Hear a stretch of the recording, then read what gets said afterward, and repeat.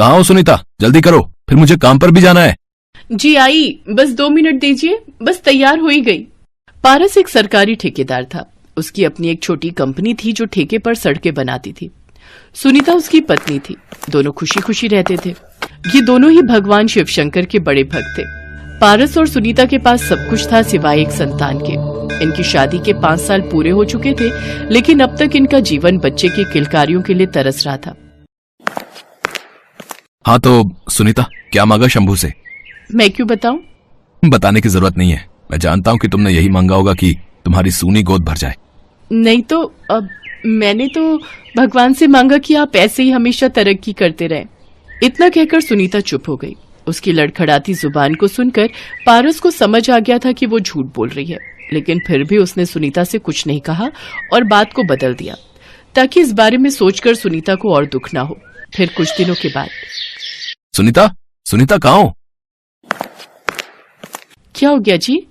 अरे सुनीता, आज मैं बहुत खुश हूँ। लो, सबसे पहले ये गुलाब जामुन खाओ। अरे बताओ तो सही, हुआ क्या है? तुम्हें याद है मैंने 3 महीने पहले एक टेंडर भरा था, वो भरतपुर वाली सड़क का? हाँ याद है मुझे। हाँ तो वो पूरी सड़क बनाने का ठेका मुझे मिल गया है। अरे वाह, सब भगवान की कृपा है। हाँ सुनीता, ये काम बहुत बड़ा है। सोच रहा हूँ कि इस बार जब उसकी पेमेंट आएगी ना, तो अपने सारे मजदूरों को अच्छा बोनस दूंगा। ये तो बहुत अच्छी बात सोची आपने। अच्छा ये बताओ कि काम कब से शुरू करना है? बस कल से ही। इंजीनियर्स को साथ लेकर जाना है, पहले जंगल में जाकर सर्वे करना है और बस उसके बाद से काम शुरू। जंगल जाने पर वहां क्यों? तुम्हें पूरी बात समझाता हूँ। असल में भरतपुर शहर से दूर बसा एक छोटा सा कस्बा है।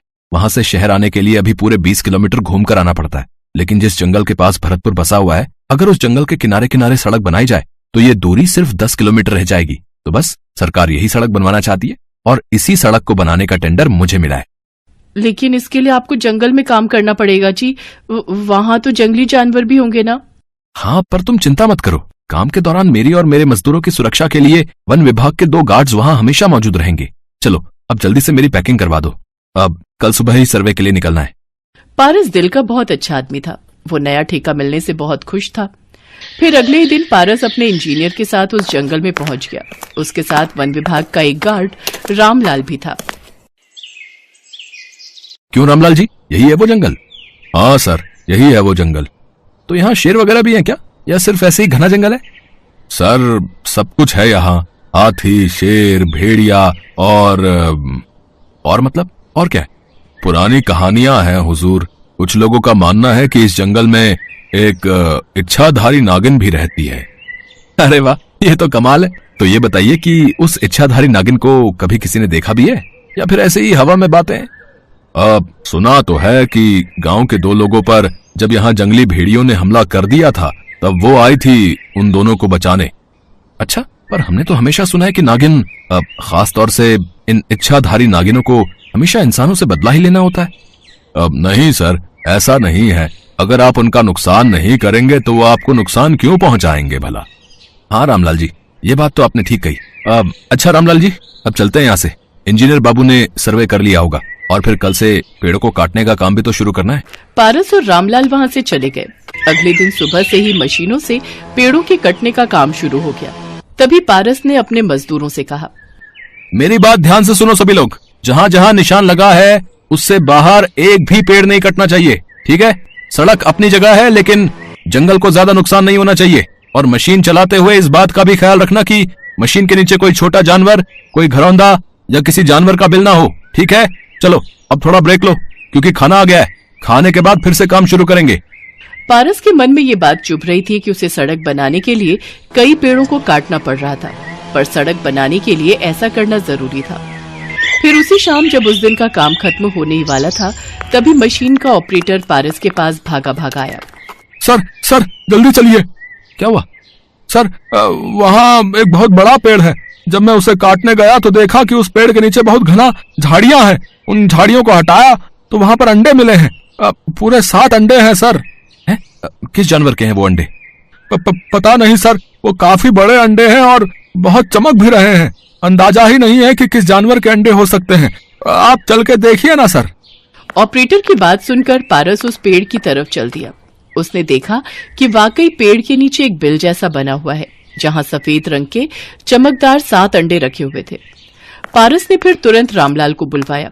उन अंडों को देखकर रामलाल बुरी तरह घबरा गया और घबराते हुए बोला, सर, हो ना हो ये उसी नागिन मतलब उसी इच्छाधारी नागिन के अंडे हैं, क्योंकि देखने से तो ये किसी नागिन के अंडे ही लग रहे थे, लेकिन ये इतने बड़े हैं तो किसी साधारण नागिन के नहीं हो सकते। और वैसे भी फिलहाल हम उसी के इलाके में हैं जहां उस इच्छाधारी नागिन के होने की खबरें हैं।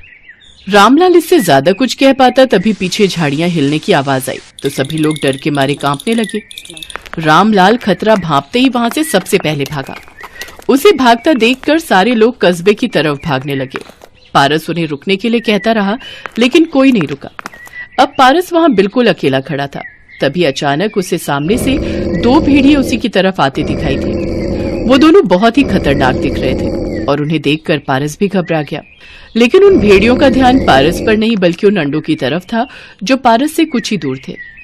भेड़िए तो अंडे नहीं देते, इसका मतलब ये भेड़िए इन अंडों को खाने आए हैं। नहीं, ये अंडे किसी के भी हों, मगर है तो इनके अंदर भी किसी का बच्चा ही ना। मुझे इनकी रक्षा करनी होगी। पारस ने फौरन जमीन पर पड़ा डंडा हाथ में लिया और जाकर भेड़ियों से भिड़ गया। पारस उन दोनों भेड़ियों से भिड़ नहीं पा रहा था। वो दोनों पारस पर भारी पड़ रहे थे। पारस को लगने लगा कि आज अंडों से पहले भेड़िए उसे ही मार डालेंगे। लेकिन तभी अचानक वो भेड़िए पारस से दूर जाने लगे। पारस के पीछे से किसी के फुफकारने की आवाज आ रही थी। पारस जैसे ही पलटा तो उसे अपनी आंखों पर विश्वास नहीं हुआ। वहां एक विशाल नागिन खड़ी हुई थी। वो नागिन इच्छाधारी थी, मतलब कि आधी इंसान और आधी नागिन के रूप में, जिसकी आंखें गुस्से में लाल थी। वो फौरन आगे बढ़ी और उसने एक भेड़िए को उठाकर इतनी जोर से पटका कि दूसरा भेड़िया ये सब देखते ही भाग खड़ा हुआ और पहले वाला भी लंगड़ा कर वहां से चलता बना। पारस अब सुरक्षित था, लेकिन अपने सामने इतनी बड़ी और वो भी एक इच्छाधारी नागिन को देखकर पारस की हालत खराब थी। मुझे छोड़ दो प्लीज। मैं तो बस। तुम क्या कर रहे थे मैं अच्छे से जानती हूँ। तुम्हारा बहुत बहुत शुक्रिया। आज तुम न होते तो वो भेड़िए मेरे अंडों तक पहुंच ही जाते। आप तो बोल रही हो? ओह हाँ, मतलब आप तो बोल भी सकती हो। आप चिंता मत करो, आपके अंडों को कोई कुछ नहीं करेगा। मैं अपने सारे लोगों को लेकर यहाँ से चला जाऊंगा।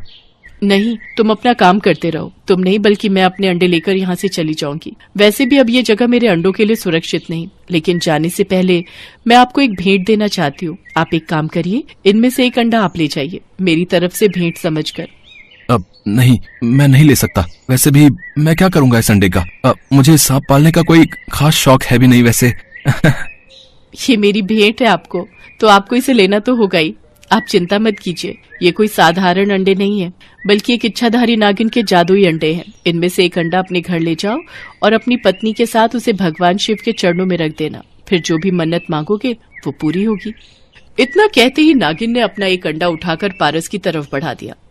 नागिन की बात मानने के सिवाय पारस के पास अब कोई चारा नहीं था। इसके बाद वो इच्छाधारी नागिन अपने बाकी अंडों को लेकर वहां से चली गई। फिर पारस ने ठीक वैसा ही किया जैसा उस इच्छाधारी नागिन ने उसे करने को कहा था। सुनीता और पारस ने उस अंडे को भगवान शिव के चरणों में रखा और हाथ जोड़कर वही मुराद मांगने लगे जो हर रोज मांगते थे, अपने लिए एक संतान। फिर अगले ही पल अचानक कुछ टूटने की आवाज आई और पारस और सुनीता ने अपनी आंखें खोली। वो जादुई अंडा पहले से काफी बड़ा हो चुका था और उसमें दरार भी पड़ चुकी थी। फिर जैसे ही वो अंडा फूटा तो उसके अंदर से एक बड़ी ही प्यारी सी बच्ची के रोने की आवाज सुनाई देने लगी। पारस और सुनीता की खुशी का तो कोई ठिकाना ही नहीं था, क्योंकि वो दोनों अब ना तो बेऔलाद थे और ना ही दुखी। कई साल पहले सुंदरवन के जंगलों में नागलोक हुआ करता था, जहाँ बहुत सारे नाग नागिन रहा करते थे। लेकिन उन सब में सबसे विशेष शिवन्या नाम की नागिन थी। वो हजारों वर्ष की तपस्या के बाद एक इच्छाधारी नागिन बनी थी। साथ ही उसे नागमणि भी प्राप्त हुई थी, जिसकी देखभाल वो बहुत ही अच्छे से करती है। शिवन्या का विवाह अनंत नाम के नाग देवता से हुआ था। शादी के कुछ समय पश्चात शिवन्या ने 2 जुड़वा नागिन बेटियों को जन्म दिया, जिनका नाम उन्होंने जिया और दिया रखा। बचपन से ही दोनों बहनों में बड़ा प्यार था और वो एक दूसरे के बिना एक पल भी नहीं रहती थी। धीरे धीरे समय बीता और वो जवान और बेहद ही खूबसूरत हो गई। वो दोनों एक दूसरे के काफी करीब थी। साथ में खाना पीना, घूमना और एक जैसे ही कपड़े पहनना, सब कुछ एक जैसा ही था। एक रोज उनके माता पिता ने उनसे कहा, जिया दिया, मैं और तुम्हारे पिताजी कुलदेवी के दर्शन के लिए लाल पहाड़ी पर जा रहे हैं। कई साल हो गए हम दोनों को वहां गए हुए। तुम दोनों भी उन्हीं के आशीर्वाद से हुई हो। तुम दोनों के होने के बाद मैं तुम दोनों में इतना उलझ गई कि कभी वहां जाने का मौका ही नहीं लगा।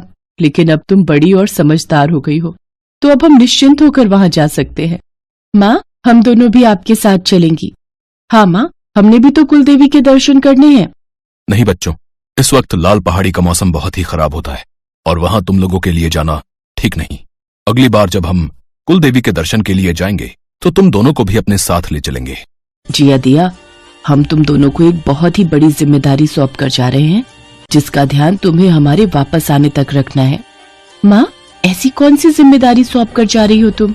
हाँ बताओ ना माँ। अब तुम दोनों तो जानती ही हो हमारा वहां जाना कितना जरूरी है। अगर हम दोनों वहां नहीं गए तो कुलदेवी बहुत नाराज हो जाएंगी और वो हमारी हंसती खेलती दुनिया को बर्बाद भी कर सकती हैं। हाँ, इसलिए हमारा जाना जरूरी है मेरे बच्चों। लेकिन जाने से पहले हम तुम्हें उस जिम्मेदारी के बारे में बताना चाहते हैं। चलो हमारे साथ अंदर। ये कहकर वो सभी अंदर चले जाते हैं और अंदर जाकर अनंत नाग एक गड्ढा खोदता है और खोदते खोदते उसकी गहराई में से एक चमकती हुई चीज निकलती है। शिवन्या उसे अपने हाथ में उठाती है। तभी जिया पूछती है, माँ, ये चमकती हुई चीज क्या है? और माँ, ये इतना चमकता हुआ कैसे है? बच्चों, ये नागमणि है जो मुझे हमारी कुलदेवी ने हजारों वर्ष तप करने के बाद दी थी। इस मणि में बहुत शक्ति है और ये जिसके भी पास होती है वो बहुत शक्तिशाली हो जाता है और वो जो चाहे इससे हासिल कर सकता है, सोना, चांदी, हीरे, मोती, सब कुछ। पर माँ, आप ये सारी बातें हमें क्यों बता रही हैं? तुम्हारी माँ तुम्हें ये सब बातें इसलिए बता रही है ताकि जब हम कुलदेवी के दर्शन के लिए जाएं तो तुम दोनों इसका अच्छे से ध्यान रख सको। और जब तक ये तुम्हारे पास रहेगी कोई तुम्हारा बाल भी बांका नहीं कर सकता। इसके मिलते ही तुम दोनों बहुत शक्तिशाली बन जाओगी। और इस मणि की तलाश में आए दिन सपेरे घूमते रहते हैं इस जंगल में। तो बस बेटा, तुम दोनों उनसे जरा बच कर रहना। मैं जानती हूँ मेरी दोनों बेटियां बहुत समझदार हैं और हम दोनों के वापस लौटने तक तुम दोनों इसका अच्छे से ध्यान रखोगी। अच्छा बच्चों, अब हमें निकलना होगा। तुम दोनों अपना ध्यान रखना। इसके बाद वो दोनों नागमणि उनके हाथ में सौंप कर चले जाते हैं। मैं इस नागमणि को वहीं रख देती हूँ जहाँ से माँ ने इसे निकाला था। हाँ, तुम सही कह रही हो कि वहीं सुरक्षित है। लेकिन सुधीर नाम का एक लड़का जो कि एक सपेरा होता है, चुपके से उनकी सारी बातें सुन लेता है। अगर मैं आज जंगल के इस ओर न आता तो मुझे बिल्कुल भी पता नहीं चलता कि यहाँ एक इच्छाधारी नाग नागिन और उनकी बेटियां रहती हैं, और वो भी उस नागमणि के साथ जिसकी खोज हम सपेरा समाज कब से कर रहे थे। अब मुझे किसी भी तरह इन बहनों को फंसाकर वो नागमणि हासिल करनी ही होगी। फिर सुधीर अंधा होने का नाटक करता है और लड़खड़ाते हुए चलने का ड्रामा करता है और चलते चलते उन दोनों बहनों के पास पहुंच जाता है। कौन हो तुम और यहाँ क्या कर रहे हो? अरे, इसने तो हमें इस रूप में देख लिया है और अब ये जाकर कहीं सबको बता न दे, इसलिए अब इसे मौत के घाट उतारना ही होगा। मैं अभी इसका काम तमाम कर देती हूँ। दिया नागिन का रूप धारण कर लेती है और सुधीर के पास जाती है उसे डसने। तो सुधीर का डर के मारे बुरा हाल हो जाता है, लेकिन मणि के लालच में वो अपने डर पर काबू पा लेता है और फिर दिया से कहता है, अब देखिए, मैं एक अंधा हूँ और अपने घर का रास्ता भटक गया हूँ। क्या तुम मुझे मेरे घर तक पहुँचा सकती हो? तुम अंधे हो लेकिन बहरे नहीं। कहीं तुमने हमारी बातें तो नहीं सुन ली? कौन सी बातें? मुझे तो बहुत देर हो गई मदद मांगते मांगते। वो तो ऊपर वाले का शुक्र है जो तुम मुझे मिल गई। जिया, मुझे लगता है शायद ये सच कह रहा है। ठीक है, सुनो, रात बहुत हो गई है, बाहर जंगली जानवरों का खतरा है। कल सुबह होते ही हम तुम्हें तुम्हारे घर छोड़ आएंगे। ये बात सुनकर सुधीर मन ही मन बहुत खुश होता है। वो मन ही मन सोचता है, आखिरकार वही हुआ जो मैं चाहता था। अब मुझे जल्दी से इन दोनों को अलग करना होगा और इनमें से किसी एक के साथ झूठा प्यार का ड्रामा करना होगा और उससे शादी करके उस नागमणि को हासिल करना होगा। थोड़ी देर बाद सुधीर दिया से मीठी मीठी बातें करके उसका मन जीतने की कोशिश करता है। भले ही मैं अपनी इन आंखों से नहीं देख सकता, लेकिन अपने दिल की आंखों से सब देख सकता हूँ। मुझे ऐसा लगता है कि तुम दोनों बहनें हो और दिखने में बिल्कुल एक जैसी ही हो। मैंने सही कहा ना? जी, आपने बिल्कुल सही कहा। हम दोनों जुड़वा बहनें हैं और बिल्कुल एक जैसी ही हैं। सुधीर की बातें सुन दिया मन ही मन खुश होने लगती है, पर जिया दूर खड़ी उसकी सारी बातें ध्यान से सुनती है, लेकिन उसको सुधीर की बातों पर जरा भी यकीन नहीं हो रहा था। वो धीरे से दिया से कहती है, अगर ये अंधा लड़का अपनी मन की आंखों से ये देख सकता है कि हम जुड़वा बहने हैं, तो और भी तो बहुत कुछ देख सकता है अपने मन की आंखों से। तुम क्या कह रही हो? तुम्हारे कहने का क्या मतलब है? मैं बिल्कुल सही कह रही हूँ। इसकी बातों से लगता है कि फिर तो इसने हमें नागिन रूप में भी देखा होगा। एक काम करते हैं, हम दोनों नागिन रूप लेकर एक बार इसे डराने की कोशिश करते हैं, फिर देखते हैं कि ये डरता है या नहीं। फिर दोनों बहनें फौरन नागिन के रूप में आ जाती हैं और सुधीर के सामने जाकर उसे डराने लगती हैं। लेकिन सुधीर मन ही मन सोचता है, नहीं नहीं, मुझे इन दोनों से नहीं डरना है। मैं जानता हूँ ये दोनों जानबूझकर मुझे डरा रही हैं। मुझे किसी भी कीमत पर वो मणि हासिल करनी है और इसके लिए मुझे हिम्मत से काम लेना होगा। अरे अब क्या बात है, तुम दोनों एकदम से शांत हो गई? कुछ कहो ना। देखो ना जिया, ये बिल्कुल भी नहीं डरा क्योंकि इसने हमें नागिन रूप में देखा ही नहीं।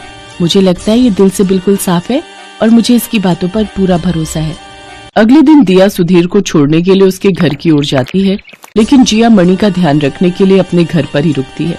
रास्ते में चलते हुए सुधीर दिया से अपने प्यार का झूठा इजहार करता है और उससे शादी करने का प्रस्ताव रखता है। दिया भी दिल ही दिल उसे प्यार करने लगी थी, तो वो भी झट से शादी के लिए हाँ कर देती है।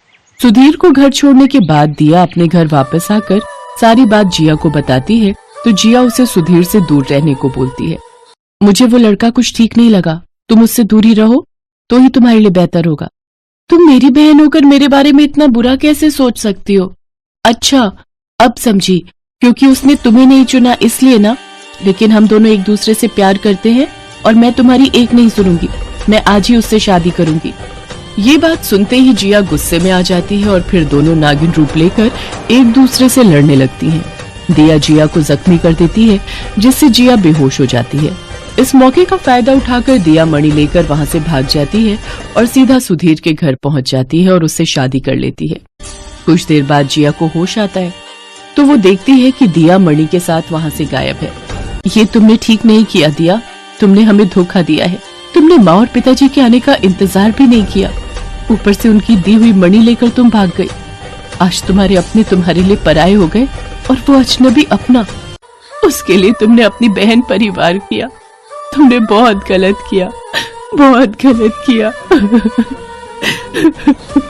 उधर दिया सुधीर से शादी कर लेती है और शादी होते ही सुधीर का असली चेहरा उसके सामने आ जाता है। आखिरकार जो मैं चाहता था वो मुझे मिल ही गया। अब मैं दुनिया का सबसे अमीर इंसान बन जाऊंगा। अब मुझे ये सपेरों वाली जिंदगी नहीं बितानी पड़ेगी। सुधीर जो कि एक सपेरा था, वो अपनी तंत्र मंत्र की विद्या से दिया को नागिन बना देता है और उसे एक टोकरी में बंद कर देता है। अच्छा, तो ये बात है। इसका मतलब मेरी बहन का शक बिल्कुल सही था। तुम तो अंधे थे ही नहीं। तुमने मेरे साथ प्यार का नाटक करके मुझसे ब्याह रचाया ताकि तुम मुझसे मणि हासिल कर सको। तुम जानते थे ना कि हम दोनों बहनें नागिन हैं। सही कहा ना मैंने? हाँ, तुमने बिल्कुल सही कहा। मैं कोई अंधा नहीं हूँ, बल्कि एक सपेरा हूँ जो कब से नागमणि की तलाश में था। मैंने तुम्हारी और तुम्हारे माता पिता की सारी बातें सुन ली थी। बस फिर क्या था, वो गए अपनी कुलदेवी के दर्शन के लिए और मुझे मौका मिल गया तुम दोनों बहनों को अपने जाल में फंसाने का। चल, अब जल्दी बता, तूने मणि कहाँ छिपाई है? नहीं बताऊंगी, कभी नहीं बताऊंगी। अच्छा, तो तू ऐसे नहीं मानेगी। रुक, तुझे अभी बताता हूँ। इसके बाद सुधीर उसे सुइयां चुभा चुभा कर परेशान करता है और उसे खाने के लिए कुछ नहीं देता, जिस वजह से वो बेहद कमजोर हो जाती है और हार थक कर उसे वो मणि दे देती है। सुधीर उस चमकती हुई मणि को जैसे ही हाथ में लेता है तो बहुत खुश होता है। अब मैं बनूंगा इस दुनिया का सबसे शक्तिशाली इंसान। जो मैं चाहता था वो मुझे मिल गया। अब ये नागिन मेरे किसी काम की नहीं। अब इसे मार देना ही मेरे लिए बेहतर होगा। वो जैसे ही उसे मारने वाला होता है, तभी जिया अपने माता पिता के साथ वहाँ पहुँच जाती है। माँ बाबा, यही है वो। अगर मेरी बेटी को हाथ भी लगाया तो मैं तुझे जिंदा नहीं छोड़ूंगा। चल दूर हट मेरी बेटी से। तेरे बारे में हमें सब पता चल गया है। जिया ने हमें सब बता दिया है। फिर हमने अपने मन की शक्ति से देखा कि कैसे तूने धोखा दिया हमारी बेटी को। दोनों बहनों के बीच दरार डाली तुमने। अब देख हम तेरा क्या हाल करते हैं। सुधीर अपने तंत्र मंत्र का इस्तेमाल करने लगता ही है कि तभी शिवन्या, अनंत और जिया तीनों एक साथ नाग रूप में आकर उसे डस लेते हैं। उसके प्राण निकलते देर नहीं लगती, वो वहीं दम तोड़ देता है। इसके बाद जिया अपनी बहन को टोकरी से आजाद कर देती है। मुझे माफ कर दो मेरी बहन, मुझे माफ कर दो, मुझसे बहुत बड़ी गलती हो गई। नहीं मेरी बहन, इसमें तेरी कोई गलती नहीं है। इसके बाद अनंत और शिवन्या अपनी दोनों बेटियों को गले लगा लेते हैं और फिर मणि लेकर वहां से वापस अपने जंगल की ओर चले जाते हैं।